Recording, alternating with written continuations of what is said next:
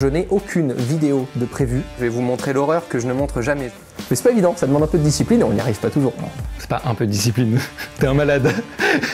C'est énormément de discipline. Bonjour à toutes et à tous. Aujourd'hui, nous allons à la rencontre de Romain Lannéry pour présenter son environnement de travail, sa manière de bosser avec ses équipes et plus largement sa manière de voir les choses. Romain est créateur de contenu depuis 10 ans. Il traite en grande majorité des nouvelles technologies, même si plus récemment sur Twitch, on peut l'entendre parler de finance ou d'entrepreneuriat. Si vous découvrez cette chaîne, je m'appelle Hugo Press. Ici, on parle d'audiovisuel en allant des tournages jusqu'à la création d'un système de caméra virtuelle, exactement comme dans le film Avatar. Si ça vous intéresse, pensez à vous abonner et je vous laisse avec l'épisode.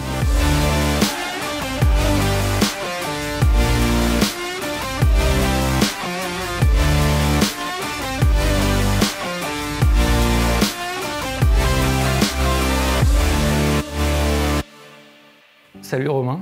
Bienvenue. Merci beaucoup de m'accueillir chez toi, c'est trop cool. Bah, avec plaisir. Alors c'est pas vraiment chez moi, même si je suis plus souvent ici que chez moi. Franchement, j'en ai aucun doute. C'est vrai. Juste pour les gens un petit peu avant de commencer. On se connaît. On se connaît. On a déjà bossé ensemble. Exactement, mais on n'est pas ouais. proches. Non, c'est vrai. On a toujours suivi ce que faisait l'un et l'autre, je pense. Ouais, je pense un petit peu, ouais, c'est vrai. Et moi, il y a un truc, la première fois que je t'ai rencontré, je sais pas si tu te souviens, pour le bœuf de Kobe, avec Morgan Vélez, il y a un truc qui m'a fasciné, c'est ton émerveillement pour plein de choses. Tu t'émerveilles donc pour la bouffe, pour le bœuf de Kobe. Ensuite, tu t'es émerveillé quand on a fait l'épisode avec les montres. Et c'est un truc qu'on retrouve vachement chez toi. Et moi, ma première question, c'est comment on fait pour garder l'émerveillement avec le temps ? Il y a un univers qui m'a toujours fasciné, l'univers de Walt Disney. Et voir Walt émerveillé comme un gosse, alors qu'il gère un business énorme, etc. Je me suis dit, en fait, il faut complètement toujours tout décorréler. C'est ce que m'a beaucoup appris YouTube. Tu as des moments où tu es tout en haut, il y a des moments où tu es tout en bas. Ce qui fait vraiment que tu kiffes ta vie, c'est parce que j'ai la chance de pouvoir être en contact souvent avec des gens passionnés par un domaine. Et rencontrer des gens comme François-Henri Benamias, Audemars Piguet, me raconter l'histoire de l'horlogerie. Avec qui j'ai tourné il y a une semaine. Ah, exceptionnel, bravo, trop bien. Ah, il est exceptionnel. Tu vois, voir un chef au Tanjan, c'était le resto, parce que j'y suis retourné. C'est vrai. Pour goûter d'autres plats. Mais oui, évidemment. Moi, il y a deux domaines dans lesquels je dépense sans compter. Comme dans Jurassic Park, tu sais, j'ai dépensé sans compter. J'espère que ça finira mieux pour toi. Les voyages, j'espère aussi, et les voyages et les expériences culinaires. Quand je peux être avec des gens passionnés par ce qu'ils font, que ça soit un boulanger, un technicien, les chefs, c'est incroyable. J'adore. Tu sais, souvent dans les équipes techniques de vidéo, il y en a que tu vois vraiment très peu, genre les ingé-sons. Ils sont très discrets, ils marchent en chaussettes, tu les entends pas, ils ont leurs petits trucs et tout. Une fois, j'ai discuté avec un ingé-son et je lui posais des questions et il te répond de façon tellement très précise, très concise, dans un domaine très particulier. Je suis émerveillé. Je me dis, mais c'est incroyable parce que pour répondre de façon aussi précise dans ce domaine, le nombre d'heures qu'il a dû passer pour pouvoir maîtriser ce qu'il fait là, tu vois. Tu sais, quand tu fais souvent des rendez-vous avec d'autres créateurs, etc., et ils te posent des questions et tout ça, et t'en as qui se mettent grave en avant. Ils font « Ah, moi je fais tant de vues, j'ai machin et tout. Moi j'ai ma chaîne YouTube, je parle d'innovation tech, c'est cool. Et toi, tu fais quoi ?» Et là, il en rajoute des caisses, tu vois. Et tu te dis « Mais c'est trop cool, vas-y, genre parle plus toi, j'ai plus à apprendre, tu vois. Moi j'économise ma salive et c'est très bien. » C'est pour ça qu'au fur et à mesure, ma carrière se complète par beaucoup de présence en backstage, parce que ça me plaît énormément de voir aussi d'autres créateurs se réaliser. Il faut rester émerveillé. Tout peut nous paraître fade aujourd'hui. Tu ouvres TikTok, tu vois des hôtels de luxe, tu vois de la bouffe incroyable, tu vois des meufs et des mecs incroyables. Si t'as plus envie d'être émerveillé, tu peux être émerveillé par que dalle. Moi, quand je fais cuire des crêpes le matin à 7h avec mon chien à côté, je suis émerveillé. Hein. C'est trop cool, tu vois. Et c'est tu un pourrais bon en faire moment. un super TikTok. Hein. Et j'en ferai un super TikTok sans paraître dans le cliché. Je vais pas aller faire des câlins aux arbres, c'est pas mon truc. Je suis pas connecté à ce point-là, tu vois. J'ai rien contre les gens qui font des câlins aux arbres. Hein. Apprenez-moi, je ne connais pas encore ce... C'est ça le vrai truc. C'est en mode, je te comprends pas. Mais apprends-moi. Explique. J'ai vraiment envie de savoir. Mais évidemment, c'est trop cool. Je suis en train d'apprendre le fait d'arrêter de juger. J'ai démarré tout seul, j'ai pas été beaucoup au contact de d'autres ados, etc. Tu vois, j'ai démarré à 15 piges et tout ça, donc j'ai pas eu beaucoup de moments où soit je me faisais moquer, soit je pouvais... Donc t'as eu beaucoup ce truc pendant un moment où c'était en mode, non, moi ça c'est bien, lui c'est nul, et je jugeais vachement. Je suis en pleine période, je pense, où j'essaie vraiment de prendre en maturité là-dessus, et parce que c'est 10 fois plus cool en fait. On a le même âge, et je suis un peu dans cette phase-là aussi. J'avais instinctivement toujours besoin de juger. Je suis vraiment dans cette logique de dire, mais pourquoi tu fais ça genre, Pose-lui des questions. Et c'est ça, et en fait, la vie est beaucoup plus belle depuis. Ouais, c'est vrai. J'ai encore du mal à le faire hein, de temps en temps, tu vois. Il y a toujours ce côté un peu connard qui ressort. Toujours, tu vois. On peut dire des grandes phrases, mais au fond, c'est dur. Exactement, c'est pour ça qu'il faut dire la vérité, tu vois. Ouais, c'est clair. Est-ce que tu as un peu une passion? Par exemple, moi, mon grand kiff de ma vie, c'est de faire mon potager. Ok. Ah, j'ai un potager industriel, d'accord. Ah, le but c'est de faire de la bouffe toute l'année en quantité. Genre, est-ce que toi t'as un truc comme ça improbable, mais c'est un truc qui te fait du bien, tu vois? Cuisiner, ça me fait vraiment kiffer. Ok. Exemple typique, hier soir, je voulais juste me faire une omelette, puis j'ouvre le frigo et je me dis non vas-y attends, qu'est-ce qu'on pourrait tester? Ah vas-y viens, je fais cuire des courgettes. Ah putain, je pourrais les faire revenir avec de l'ail. Ah putain, et si ça je fais ça dans une omelette, ça serait stylé en vrai, vas-y je pourrais faire ça. Et en fait juste le fait d'ouvrir un frigo et de créer quelque chose sans recette, etc. et de te dire est-ce que ça va être bon ou est-ce que ça va être dégueulasse, tu vois, et ça c'est un truc marrant mais que j'aime bien parce que ça revient dans le côté artisanal. J'ai un peu supprimé ce côté touche à tout. J'ai eu 10 milliards de passions, mais à un moment je me suis dit concentre-toi sur un truc que tu veux vraiment faire bien. Je passe beaucoup plus de temps aujourd'hui qu'avant à lire, à m'instruire sur des sujets que je traite tous les jours, tu vois, le monde des médias, l'univers du social media, l'entrepreneuriat. J'essaie pas de rester en surface et ça prend forcément du temps. Tu fais plus que 2-3 trucs, mais c'est pas 2-3 petits trucs. Non, c'est des trucs qui vont prendre une vie, quoi. Voilà, c'est je trouve ça dommage. Enfin, moi, je l'ai vu dans mon entourage, des potes qui me disent non, mais là, à cette heure-ci, je vais faire ça, puis après, je vais aller voir machin, puis après, on va dîner avec machin, puis après, on fera un after chez. Je suis en mode, mais tu profites de rien, en fait. Genre, c'est horrible. Concentre-toi sur un truc. Et parfois, t'as des potes qui me disent, mais je comprends pas comment tu fais pour lire et tout. Bah, je dis non. C'est-à-dire, je dis non à tout. Ce week-end, j'étais chez moi tout le week-end. Je n'ai pas bougé de chez moi du week-end. C'était trop bien. Et genre vraiment, c'était trop un kiff. T'as le temps de faire 10 milliards de trucs dans une journée, donc il faut juste choisir correctement ce que tu fais, quoi. Ah ouais, je comprends tout à fait. Mais c'est pas évident, ça demande un peu de discipline et on n'y arrive pas toujours. Non, c'est pas un peu de discipline. T'es un malade. C'est énormément de discipline. C'est vrai. C'est des années d'entraînement. Alors, c'est comme le sport. Le plus dur, c'est les 6 premiers mois. Une fois que ton entourage a compris que pendant 6 mois, tu leur dirais non à tout, bah t'es plus invité. Oui, ça c'est vrai. Ça. Je vois un petit peu toute ta progression sur YouTube un peu en 3 phases. Donc la phase où tu étais tout seul au début. C'est intéressant, vas-y, ok. Ensuite, moi je mettrais la phase où tu avais tes anciens locaux avec ton ancienne équipe. Ouais. Et la phase actuelle, tu es vachement diversifié en plus de YouTube. Comment tu t'expliquerais un peu cette évolution? Bah, il y a eu une grande phase où je continuais de faire ce que voulait voir la communauté qui me suivait depuis le début. Ouais. Et il y a eu un déclic où je me suis dit que pour durer, il fallait que je retourne comme dans les toutes premières vidéos, c'est-à-dire à faire quelque chose qui me fait vibrer là maintenant. Peut-être que ça marchera pas tout de suite comme au début, tu feras peut-être 500 000 vues, bah aujourd'hui je fais 20 000 ou 30 000 vues. Pour durer dans le temps, bah, il faut que tu reviennes aussi parfois des choses un peu à la source, tout en travaillant une image de marque qui grandit. Et donc à un moment, tu te dis, bah tiens, je vais peut-être parler de sujets un peu différents, qui pourraient du coup indirectement viser des plus jeunes ou des gens qui ont mon âge et qui ont envie aussi tu vois, de changer d'environnement, d'apprendre ce que c'est justement que de rester focus, d'avoir des objectifs, etc. Et c'est ce qui m'a amené à tester Twitch. Et Twitch a fait que c'est parti en sucette complet. Pendant 6 mois, j'étais en mode c'est quoi ce truc, je comprends pas. Il y a des gens qui sont là, mais j'ai l'impression vraiment que c'est des potes, c'est trop bienveillant, c'est bizarre, etc. Et au bout d'un moment, je commence à subir les premiers raids Twitch. Ouais. 500 personnes d'un coup, 1000 personnes d'un coup. Moi, je n'étais plus habitué du tout au live, tu vois. J'en avais fait sur YouTube avec des événements un peu gros. On avait déjà fait 24 heures de live, on avait fait des trucs sympas. Et donc Twitch, je me suis dit, mais pourquoi est-ce que j'arrête pas de dire que Twitch c'est secondaire? Enfin, si j'ai l'impression d'aborder des sujets de façon plus facile sur Twitch, pourquoi est-ce que je le ferais pas? Et pourquoi est-ce que ça serait pas peut-être demain des contenus sur YouTube, en fait? Et donc là, on est en plein dans cette phase-là où je n'ai aucune vidéo de prévue. Et il y a des matins où je me dis j'ai envie de faire ça. Let's go. Et puis on le fait. Et puis en fait, ça, pour l'instant, ça match bien. On est super content. Et je pense que ça va mettre à peu près 1 an pour qu'il y ait une petite partie de ma communauté qui ne se sente plus du tout touchée. Mais en même temps, je vais pas me forcer à faire des unboxing AirPods toute ma vie. Tu vois, c'est normal. C'est logique. Et d'un autre côté, tu as une communauté qui ne me suivait plus parce qu'elle se ressentait plus dans les contenus, elle avait un peu vieilli aussi, et elle me disait gentiment, écoute Romain, c'est chouette, mais de voir une sélection tech à moins de 10 € ou des unboxings, c'est pas mon dada, et qui sont revenus sur la chaîne parce qu'ils ont vu que plutôt que de juste conseiller d'acheter une Kindle, j'allais peut-être conseiller les livres qui vont avec. Et moi, tu vois, je suis plus dans cette catégorie-là. Je retombe des fois sur du contenu en disant ah putain, ce titre-là, go, genre ça me tente bien. C'est cool, ça fait plaisir. Moi, la première vidéo avec cette nouvelle mentalité qui m'a vraiment fait éthique, c'est la vidéo où tu parles de, je sais plus le nom exact, mais c'est genre mon smartphone m'étouffe ou c'est un truc comme ça le nom de la vidéo. On l'a regardé avec ma copine, on s'est posé devant en mode. Là, il y a un truc différent. Pour moi, t'as changé de catégorie. Tu vois, t'es arrivé dans un autre truc. Alors, je sais pas si on peut appeler ça, je sais pas, développement personnel ou des trucs. C'est vraiment ça, mais tu vois, ça a mis depuis 2 ans, quoi. Je te rejoins complètement. Je pense que ça a été un déclencheur, que ça soit Twitch, YouTube ou d'autres plateformes. Mais si dans 20 ans, je sais pas, si à 50 ou 60 ans, je peux ouvrir une plateforme et discuter avec les gens avec un petit cigare, là, rigoler avec un verre de whisky, mais c'est trop marrant, tu vois. Ça me ferait trop kiffer de me dire, mec, ça fait 30 ans que tu fais ce métier.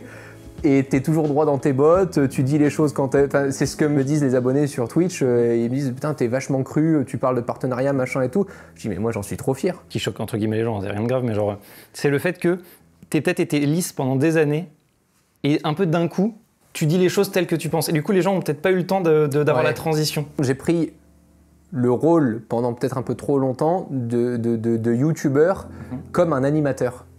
Ouais, je vois ce que tu veux dire. Parce que ça me rassurait de me mettre dans la peau, je pense, presque d'un personnage à un moment. Ouais. Tu vois, eh bien, salut tout le monde, c'est Romain de la chaîne Tech News Test. Tu vois, ce truc-là, c'est pas possible. Tu te dis, maintenant, c'est plus du tout ce truc-là, tu vois. Donc, ça date de fou, ça. Mais je pense que c'est... À un moment, tu te dis, en fait, je fais rien de dangereux, je fais rien d'illégal. C'est pas parce que je vais plus parler de moi ou parler de façon un peu plus crue. Au contraire, je vais peut-être me rajouter des points de vie. Parce que ça va me faire durer plus longtemps plutôt que d'essayer de jouer un rôle où les gens à un moment vont se dire c'est bizarre, un coup il change, un coup il est là, machin et tout. Mais c'est ce qui m'a pris du temps, c'est de l'assumer à 100%.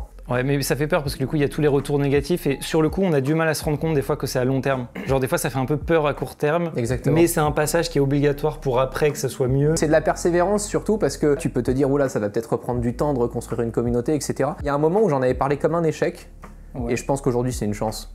Parce que j'ai eu le déclic de le faire. T'es obligé de passer par la partie échec. Ouais. C'est psychologiquement, je pense que c'est obligatoire. Mais je pense que j'ai aussi mis du temps à me retrouver. Ouais. T'as eu une période où je partais en sucette avec l'automobile, du karting, du machin, presque je faisais un vlog avec mon chien, tu te disais mais attends c'est quoi, c'est pas du tout, c'est pas ciblé, tu vois. Et à un moment je me suis dit non en fait ce que je veux c'est parler d'innovation tech. Sans forcément parler du produit en question sur un instant T. C'est quoi l'innovation? Quels sont les gens qui travaillent dans ce domaine? La dernière fois, on reçoit un expert tech qui travaille dans le groupe AXA pour parler du métavers. Prochainement, on va discuter avec le directeur général du Crédit Agricole pour comprendre comment est-ce que le milieu de la finance peut épauler des startups. Je me dis, mais c'est quand même génial, tu vois, de faire ça. C'est quand même vachement plus... Pour moi, ça m'excite 10 fois plus que de savoir que les prochains AirPods, ils ont du Bluetooth 5.0. Te dire, ok, c'est quoi plutôt l'innovation autour qui a du potentiel pour arriver. Ça passe par les intelligences artificielles, ça passe par les voitures électriques hybrides ou hydrogène. Et ça, je trouve ça cool, tu vois. Et surtout de discuter avec des gens du métier, des experts qui te partagent les coulisses. Ouais, ça change tout. Et on revient au côté curieux. Ouais, et en fait, oh, trop bien, c'est incroyable. Ouais, c'est clair. Tu vois, c'est rigolo, quoi. Quand tu nais et grandis monégasque et qu'après tu arrives donc à Paris, machin, tout ça, pour avoir fait quelques tournages à Monaco, c'est vraiment un microcosme qui est à part. De fou. Et comment, en tant que alors plus ado ou jeune adulte, ton cerveau, il arrive à se réadapter en mode « Ah, en fait, il y a plein de trucs que j'ai connus toujours. C'est pas exactement toujours ça, comme ça que ça doit se passer. » J'ai consommé tellement jeune Internet et la technologie. Mon premier smartphone, pour des raisons familiales, je l'avais à 7 ans. Ouais.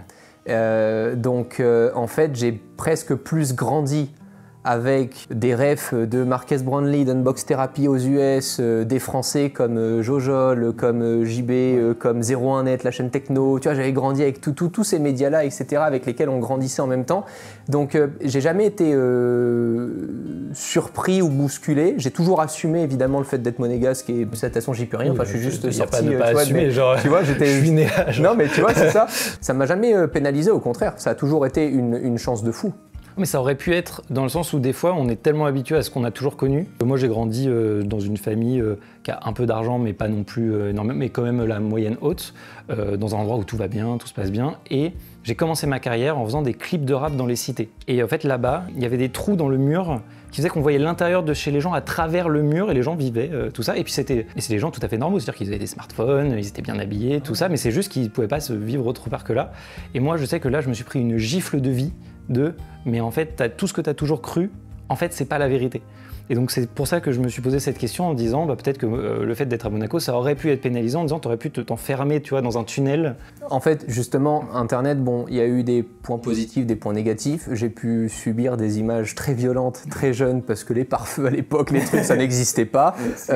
Tu vois Tor aujourd'hui et le réseau Dark Web, c'était Google à l'époque, hein, vraiment, c'était zéro filtre. C'est tu clair. vois. J'ai eu des images où je me suis dit très vite, attends, je vis peut-être pas du tout dans la vie réelle. Et quand j'ai commencé à venir, c'était à 15 ans, j'ai fait un premier aller-retour pour des events à Paris. Quand je voyais l'heure à laquelle s'activait la ville, c'est-à-dire 4h30, 5h du matin, l'heure à laquelle s'arrêter de vivre tu vois, la ville aussi, je me suis dit ok, c'est vraiment dans cette énergie-là que je kiffe bosser, etc. Aujourd'hui, avec le recul, je suis super content d'avoir accès à de magnifiques conditions à Monaco pour bosser. J'en parle de temps en temps sur Twitch, tu vois, des super beaux endroits avec la terrasse, etc. C'est trop bien, tu vois. Mais j'ai toujours besoin d'être connecté à la réalité. Il n'y a jamais un moment où je me dis ok, c'est bon, maintenant j'en suis là, il peut plus rien se passer. Parce que j'ai vécu dans ma famille des gens qui ont bien réussi et qui ont fini en tôle, des gens qui ont bien réussi et qui sont toujours là. Il y a eu des vrais fails que j'ai vécu en tant qu'ado et où du coup je me suis dit ok, en fait l'argent te protège de rien, au contraire il t'expose plus parce que plus tu as d'argent, plus tu peux avoir de pouvoir, plus tu peux avoir envie de rencontrer des gens, etc. qui peuvent t'embarquer dans des trucs de merde, t'as un entourage mauvais qui arrive. Donc au contraire, il faut justement que tu gères ça de la façon la plus humble possible. Et aujourd'hui, je te jure que quand j'arrive là, même ce matin il pleuvait, j'étais en moto électrique dans Paris à 6h du mat, t'as la goutte qui te dégage et tu te dis mais qu'est-ce que je fous là, pourquoi je fais ça, tu vois? Pourquoi j'ai pas pris un verre? Non mais c'est pourquoi je suis là, pourquoi machin? Bah en fait je le sais parce que c'est une énergie qui fait que moi j'ai besoin de cette connexion là pour avoir la rage et avoir envie de faire quoi. Voilà. À Monaco j'ai l'impression d'être un retraité quand j'y suis trop longtemps. Ouais, 2 jours c'est bien. Ouais. C'est exactement ça. T'as le temps de faire le tour. Non, c'est ça. Mais moi, je suis trop content là-bas parce que t'as ma famille, tu vois, et tout ça. Donc ça, c'est vraiment un kiff. Mais ouais, c'est une autre énergie. Ouais. C'est complètement différent. Et par contre, Monaco ne ressemble vraiment pas, pour faire juste un brief aux gens qui découvriraient ou autres, c'est pas ce qu'on vous montre dans les reportages, c'est pas ce que tu vois qu'avec GMK, Georges, qui est adorable. T'as pas que des belles voitures, etc. Et Georges, c'est le premier à t'expliquer dans des vidéos en te disant, mais ici, t'en as qui triment, qui en chient, qui bossent de fou et tout ça. Donc, non, parce qu'en plus, le niveau de vie est très élevé. Donc, paradoxalement, si t'es très bien financièrement, c'est bien. Mais genre, si t'es juste normal, c'est un peu compliqué. En revenant dans l'idée de toi, des différentes phases, il a fallu aussi augmenter la taille de l'équipe. Et ça, pour le vivre actuellement, je sais que c'est assez difficile, faut lâcher ton bébé. Et puis après, gérer simplement les humains derrière qui ont tous des facilités, des difficultés, des trucs. Toi, comment t'as vécu ça? J'ai été complètement accompagné par la structure Influx. Avant ça, c'était le bordel complet. Je pouvais engager une personne à temps plein pour avoir une idée par semaine. C'est pas possible en fait. J'étais monsieur qui veut rajouter des humains partout. Aujourd'hui, je me dis, rajoute des templates, des intelligences artificielles, des logiciels, tu vois. Mais c'était pas possible à l'époque. C'était pas possible. Mais aujourd'hui, je me dis, non, les gens qui sont là, il faut vraiment qu'ils soient valorisés, qu'ils aient leur mot à dire. Je veux surtout pas d'ouvriers, parce qu'on arrive vite dans une industrie où un monteur, il respecte un brief, un truc, attend le moment, il met ses plans et tout. Non, horrible. Pour moi, un monteur, c'est un artiste. Sinon, je prends une intelligence artificielle qui va détecter les moments de blanc dans la vidéo, qui fait les cuts et puis il roule ma poule, c'est fini, quoi, tu vois. Après, je pense que le truc que j'ai appris, c'est tant que c'est pas mortel, vas-y. Mais c'est très compliqué à faire parce que tu disais, tu lâches ton bébé, etc. Combien il y a eu de vidéos qui sont sorties où j'ai cliqué dessus, je fais ah putain, ça ils l'ont pas corrigé, ah ça c'est pas exactement comme je voulais et tout. À la fin, tu quittes ton ordi, t'es en train de faire des crêpes avec ton chien et tu te dis est-ce que c'est vraiment vital? Est-ce que la vidéo elle va changer pour ça? Non. C'est clair. Et tu reviens 3 jours après, tu vois pas un commentaire. Ce truc-là. Rien à foutre du tout. Et puis t'en reviens à des expériences où tu publiais plus et tu t'es dit oh là, je vais recevoir plein de messages samedi soir parce que je ne publie plus de vidéos. Ah bah non. Personne. Tout le monde s'en fout. Tout le monde s'en fout. Donc à un moment tu te dis avance, laisse aussi un petit peu les gens autour de toi se planter, tant que c'est pas dangereux. On l'a fait avec moi, à moi d'essayer de le faire avec les autres. Et c'est comme ça, je pense qu'aujourd'hui on arrive à avoir une structure avec pas beaucoup d'humains. En fait, moi mon objectif c'est que avant qu'il y ait quelque chose qui se passe online, il y ait au moins une personne dans mon entourage qui ait l'opportunité de lever la main et qui fait oh là là là, danger. Voilà, c'était mon seul but. On a fait le tour, donc moi, pourquoi je suis venu, c'est aussi pour que tu me présentes ton environnement de travail. D'accord. Donc ce qu'on va faire, c'est que dans un premier temps, on va aller voir toute la partie matérielle, technique, avec Thomas du coup de ton équipe. Okay. Et puis ensuite, on revient ici, tu nous montres un peu ton environnement de travail, pourquoi les différents choix. Voilà, let's go. Eh ben parfait.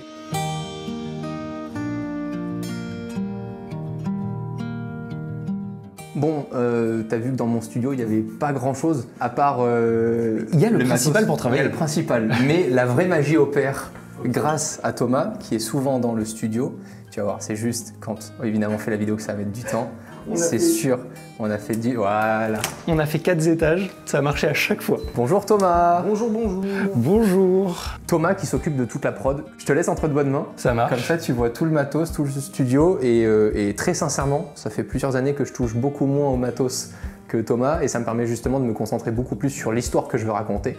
Donc c'est top. C'est ce qui fait que quand on me dit « Hey, t'as des belles lights », je fais « Oui, il y en a une petite et une grande. » Voilà, c'est très très bien. Voilà, j'en reste là. C'est à peu près voilà. ça, ouais. Et on te retrouve après. Après, comme ça, je te montre mon bureau. Exactement. Donc du coup, on a vu que tu gérais toute la prod vidéo, mais ça veut dire quoi concrètement? Parce que du coup, Romain, il balance l'idée, potentiellement les dates, et après, qu'est-ce qui se passe? Ouais, c'est ça en fait. Romain balance l'idée, on en discute un petit peu pour développer un petit peu le truc, voir s'il y a besoin d'autre chose. Tu vois, un face caméra, ça va pas se passer comme le Tour de France des setups qu'on a pu faire. Je vais déterminer ce dont on a besoin. En général, 80% du temps, les tournages, c'est ici dans le studio de Romain. C'est un face caméra, des fois il y a une seconde caméra. Ensuite, on tourne, très simplement, avec prompteur. On a un prompteur ici, qui là est de toute façon sur le trépied, parce que vu qu'on l'utilise tout le temps, moi je le bouge pas, c'est plus simple. Et ensuite, une fois qu'on a tourné, Romain va m'envoyer son script, que je mets dans le NAS. On a un NAS à dispo pour les équipes. Et donc j'ai un monteur qui va s'occuper du montage, etc., de faire la première version que moi ensuite je visionne. Je lui envoie des retours, il me fait une V2, et en général la V2 c'est celle que je montre à Romain une semaine avant que la vidéo sorte. Donc lui vraiment, entre le moment du tournage et le moment où il y a une V2, V3 propre, il n'influe pas sur la vidéo. Il va peut-être à la limite faire un petit brief à notre graphiste qui va s'occuper des miniatures. Oui, ça va. Donc en fait, c'est une équipe qui est pas très grande, mais en fait, il y a juste ce qu'il faut pour que tout fonctionne bien, tout s'échange bien. Donc, et du coup, niveau matos, qu'est-ce que vous utilisez? Comment vous vous organisez pour le tournage classique, pas pour le tournage classique, on va être depuis environ 4 à 5 mois, on est passé chez Sony. Donc avec la gamme FX, on a une FX3 et deux FX30 qui nous sont mises à disposition par Influx. En général, un tournage face caméra, ça va être juste la FX3 avec un 24-70. Pour le son, on est avec des Sennheiser classiques. Ici, on a le tiroir avec l'ancien matériel qu'on utilisait. Donc on peut voir le fameux 1DX Mark II qui nous suit depuis 4-5 ans. Alors il est très chouette, mais on est d'accord, il n'est pas adapté pour faire de la vidéo. Voilà, il n'est pas adapté pour faire de la vidéo. Même pour de la photo, je t'avoue que quand on partait en shooting ou en déplacement, etc., j'étais plus avec le 5D4. Il y a plus de résolution. Plus de résolution, plus léger, plus compact. Il y a quelques trucs sentimentaux, par exemple le premier appareil photo de Romain, tu vois, le 1000D, le 60D avec lequel il a commencé les vidéos. Donc là, bon, il y a rien, mais normalement on a deux FX30, une FX3, et il y a des FX30 aussi qui se promènent dans les étages pour que les créateurs puissent tourner. On a des petites optiques aussi. 16-35. 16-35 de 8, 24-70. S'il y avait une seule optique à avoir, c'est celle-là, on peut tout faire. Voilà. On a cette petite caméra aussi pour les vlogs, le petit ZV1, qui est vachement bien. Ouais, j'en ai entendu parler, apparemment c'est assez cool. Ça marche très très bien ça. Et même pour les photos, ça fait des photos très sympas. Ok, bah trop bien. Nous on va y retrouver Romain pour aller voir son bureau. À toutes.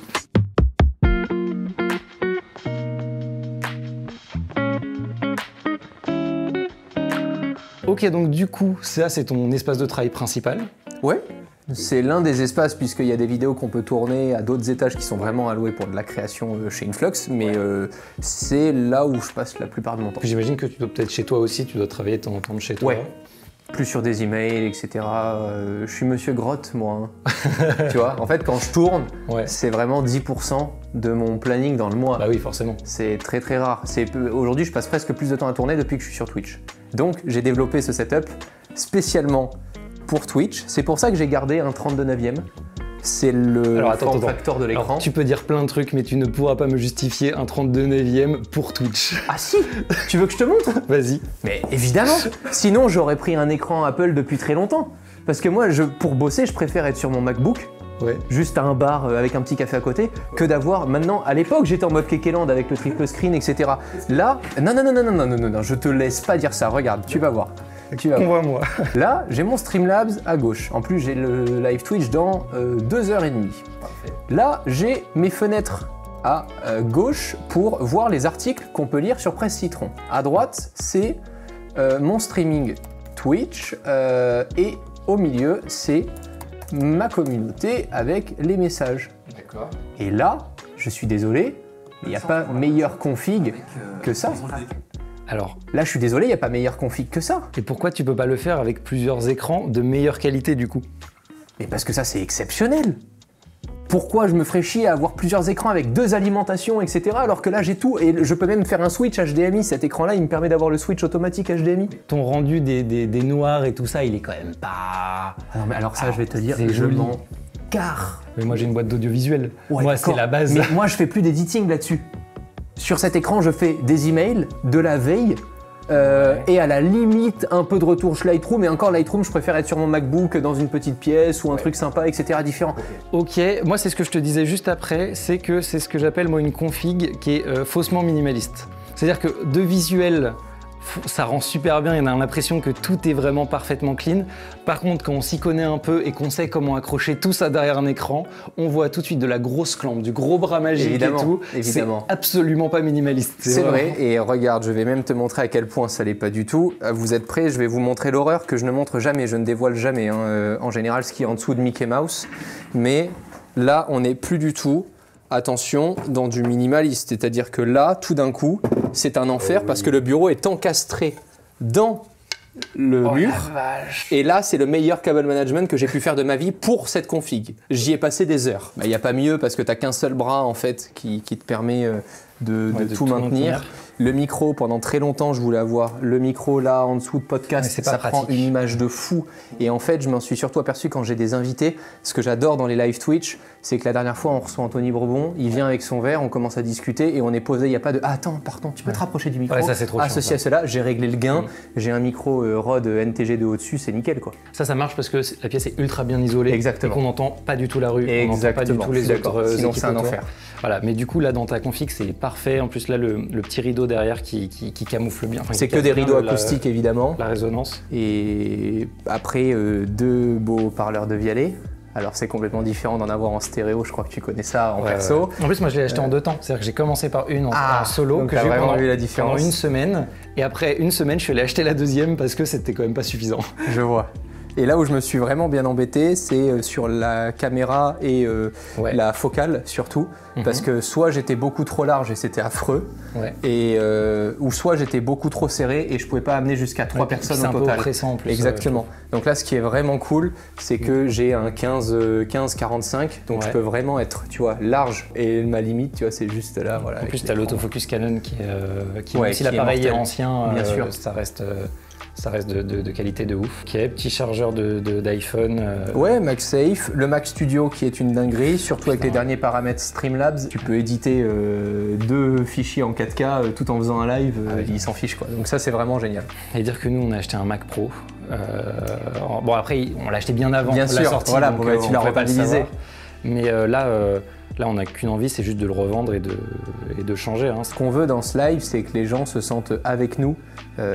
Et au-delà du live, c'est aussi des contenus qui sont beaucoup rediffusés et qui construisent aujourd'hui presque plus de 50% de mon image de marque en tant que créateur sur les réseaux sociaux. J'ai vu pas mal de trucs, c'est des trucs que tu refais en vertical, c'est ça? Ouais, ça j'en ai vu beaucoup passer. J'ai beaucoup de trucs qui m'ont été push sur ce type de contenu. Ben, bravo aux équipes. Mais bah, bravo aux équipes. Bravo. Voilà sur le bureau. Ok. Ah ouais, c'est vrai que le lieu est magnifique. Hein. On n'a pas le droit de vous filmer les étages parce que Romain dit non. Mais en vrai, c'est surtout que c'est pas chez moi en fait. Je sais. C'est pour ça que je vous dis non. C'est moi je filme ce que je peux parce que c'est à peu près chez moi vu la relation particulière que j'ai avec Influx, tu vois. Donc tu me montrais tout à l'heure avant qu'on tourne donc plein de photos de. Ouais, c'est des tournages un peu importants parce que ça a marqué à chaque fois des moments, je trouve, avec les équipes. Les voyages, ça marque toujours. Soit ça sépare et ça divise des équipes, soit ça rapproche encore plus. C'est clair. Un tournage avec la Tesla Model S Plaid, on était les tout premiers à pouvoir, de façon publique, c'est-à-dire on est juste allé sur une application de location de véhicules, et la première Tesla Model S Plaid qui était en location à New York, on a pu être en contact avec le propriétaire. Ça coûtait une fortune, parce qu'évidemment le mec savait que c'était la seule Tesla à tester. On était à 3 000 $ la journée. Wow, est-ce que tu peux louer pour ce prix-là? T'imagines? Je sais, j'y ai pensé, t'as des bangers, évidemment, moi qui adore l'automobile, j'étais en mode oh là là l'enfer. Donc ouais, non, on était à 2 ou 3 000 $ la journée, donc sur 3 jours c'était bien rigolo. Il y a un tournage qui m'a particulièrement marqué avec Starlink quand on a testé pour la première fois l'antenne, la fameuse antenne pour communiquer avec les satellites du réseau de Starlink et SpaceX avec Elon Musk. Avec Manuel et Léo, c'était vraiment génial. Les premiers essais automobiles avec la Porsche Taycan. Bon, la photo principale c'est j'ai piloté une Formule 1. Oui. C'était quand même exceptionnel. L'interview de François-Henri Benamias et Boston Dynamics, la société qui a fabriqué le chien robot. Et ça, c'était anecdote de fou parce qu'on était, je crois, la veille ou l'avant-veille, 48 heures avant. Maxime, Amixem, qui m'appelle, qui me dit on a ce robot, personne n'est au courant, on va faire une vidéo dessus. Si tu veux, la nuit de telle date à telle date, je te laisse tous les locaux ouverts, tu fais ce que tu veux avec le robot. Oui. Et mais dans ma tête, tu connais le planning avec les équipes et tout, j'étais en mode attends, tu me dis que dans 48 heures je dois être chez toi et que je ne dors pas de la nuit pour faire ma vidéo? Oui, à tout de suite. Et c'était vraiment génial. Donc non, tu as que des moments comme ça et c'est toute la transition vers ces sujets d'innovation tech au-delà du produit. Et petit rappel avec Lewis Hamilton, quand il a égalé Michael Schumacher sur le nombre de victoires. Parce que pour moi, en termes d'abnégation, de focus, de réussite, Lewis Hamilton, on dit ce qu'on veut, c'est régulier. Il a la classe. Voilà, c'est un peu mon univers. Ok, je vois un magnifique casque en carbone. Oui, on a commencé avec la moto, hein. Maintenant qu'on commence à connaître un peu les 4 roues, on essaie de passer au monde du 2 roues. On s'ennuie très vite avec des voitures.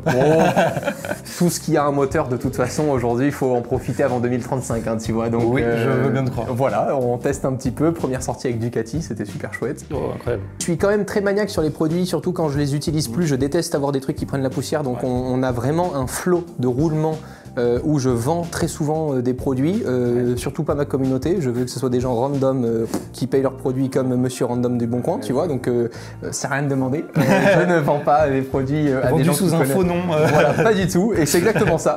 Et le reste, tu vois, tout ce qui reste là, c'est des parties un petit peu à certains moments. Des produits phares. Ouais, c'est ça, c'est des premiers tournages que j'avais fait avec certaines marques, c'est les premières conversations avec Manuel avant qu'on se rencontre. Je me doutais que c'était ça. Les premiers NFT aussi qui tournent dans un cadre numérique, les petites bougies pour le côté ambiance parce que j'adore être dans. Ah oui, alors tiens, mais ça je me demande parce que la bougie, tu m'as dit en arrivant qu'il y avait 3 produits vraiment phares et la bougie en faisait partie. Alors, pourquoi la bougie en particulier, c'est ouf? Je peux être dans une période ultra stressante où des gens peuvent, j'en sais rien, tu peux avoir des trucs où tu as des gens qui t'emmerdent, etc. J'allume une bougie, je mets de la musique, c'est fini, il n'y a plus personne. Ok. Je suis dans mon monde et j'oublie le reste. Tant qu'il n'y a pas de danger mortel, tout va bien. Tu vois. Moi, je suis là-dessus, c'est que s'il n'y a pas la santé en jeu, c'est pas grave. Exactement. Donc, moi, j'aime beaucoup les bougies. Et puis, je sais pas, j'ai un vrai toc avec les odeurs. Je suis capable de te reconnaître un parfum d'une personne que j'ai rencontrée il y a 5 ans et je sais te dire exactement quel parfum elle portait. C'est un enfer. Putain, ça, c'est ouf. J'adore ce truc. J'ai vraiment une mémoire olfactive, je pense. Olfactive, je crois que c'est ça. On va dire ça. Ouais, on va dire ça. C'est bon, on a raison. Ouais, voilà. Exactement. Les bruits, pour moi, jouent aussi beaucoup. J'ai toujours la télé qui est tout le temps allumée avec soit des bruits de New York, tu sais, avec la pluie ou les sirènes. Mais ça dépend de ce que j'ai envie de faire, etc. Et c'est ce qui me permet surtout de rester vraiment focus sur des périodes assez longues. J'arrive au bureau, il est 7-8 heures. Je repars, il est 20 heures.